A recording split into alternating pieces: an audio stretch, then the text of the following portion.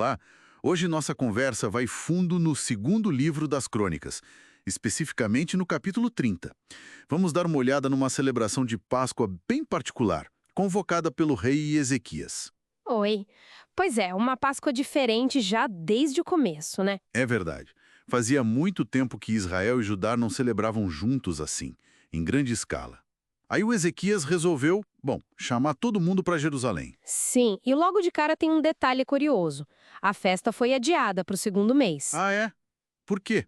Principalmente porque não tinha sacerdote consagrado suficiente e o pessoal também não ia conseguir chegar a tempo, na data normal, sabe? Entendi. Mas o interessante é que não foi uma decisão só do rei. O texto diz que o plano foi aprovado por ele e por toda a Assembleia.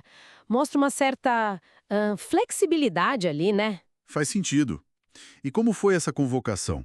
Imagina, reino dividido, tanto tempo sem isso. Então eles enviaram mensageiros com cartas do rei para todo lugar, de Berseba a Dan, quer dizer, cobrindo todo o território. E qual era a mensagem principal? Era um apelo forte, sabe? Tipo, povo de Israel, voltem para o Senhor, para que ele volte para vocês que sobraram.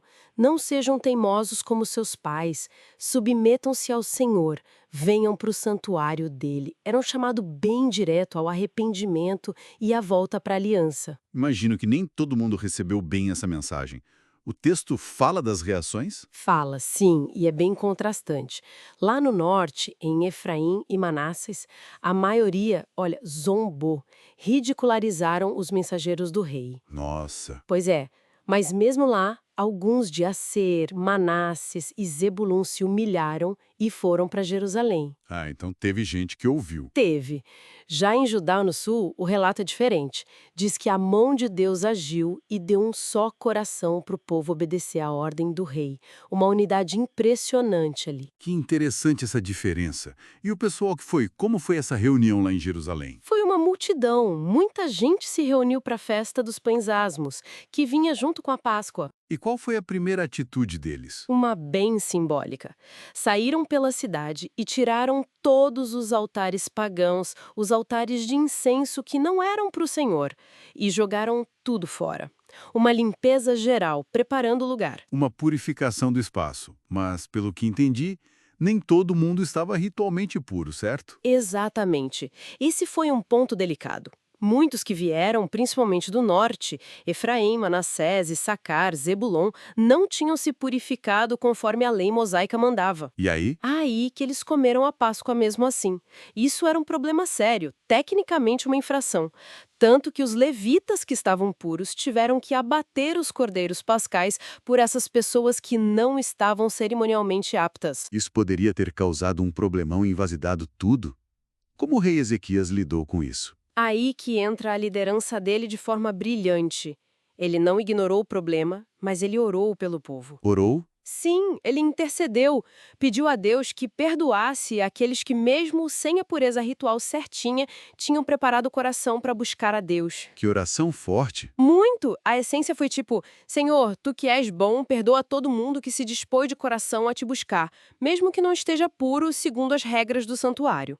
O foco foi totalmente na intenção, sabe? Que demais! Colocando a intenção acima da regra naquele contexto, e Deus respondeu, Respondeu sim, o texto é claro. O Senhor ouviu Ezequias e curou o povo. curou o povo.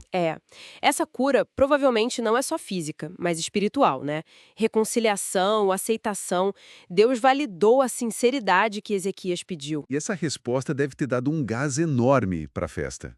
Com certeza. A celebração, que era para durar 7 dias, foi de uma alegria tão grande, com louvor diário, sacerdotes e levitas super engajados, Ezequias incentivando, Sim. que a Assembleia toda decidiu: vamos festejar mais 7 dias. Mais 7. Uau! 14 dias de festa. Exatamente, 2 semanas de celebração e regozijo. Mostra o nível de entrega e alegria do pessoal. E para tanta gente por tanto tempo, como foi a logística, as provisões? Impressionante também. O rei Ezequias deu do próprio bolso 1.000 touros e 7.000 ovelhas.